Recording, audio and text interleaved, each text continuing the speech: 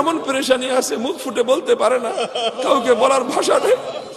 আল্লাহ আপনি তো ওই জাত, আপনার কাছে বলার জন্য কোনো ভাষার প্রয়োজন হয় না, আপনাকে বলার জন্য কোনো কথার প্রয়োজন হয় না।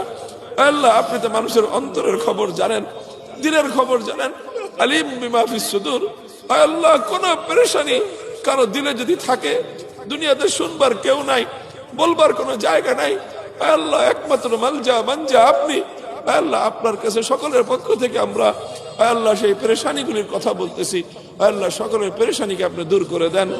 আল্লাহ আমাদের বাবা মা অনেকে কবরে শুয়ে আছে, আল্লাহ জানি না মমতাময়ী মা কেমন আছে, আল্লাহ জন্মদাতা বাবা কেমন আছে জানি না। আল্লাহ আল্লাহ বাবা মাকে কবরের মধ্যে শান্তিতে রাখেন।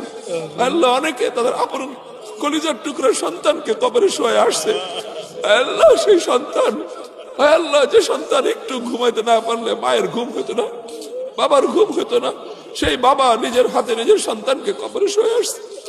আল্লাহ সেই বাবার সন্তানকে আল্লাহ আপনি সারা হাতের সাথে রাখেন। কবরবাসী সকল মুসলমানদেরকে, মুমিন নারী পুরুষকে আল্লাহ আপনি জান্নাতবাসী করে দেন। ইলাহুল আলামিন আমার দেশের উপরে খাস রহমত নাযিল করেন।